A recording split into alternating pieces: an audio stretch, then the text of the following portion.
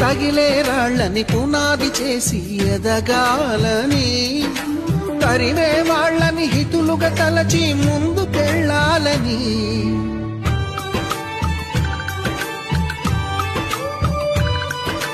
కన్నుల నీటిని కలల సాగుకై వాడుకోవాలని, కాల్చే నిప్పుని ప్రమిదగా మలచి కాంతి పంచాలని, గుండెతో ధైర్యం చెప్పెను, చూపుతో మార్గం చెప్పెను, అడుగుతో గమ్యం చెప్పెను.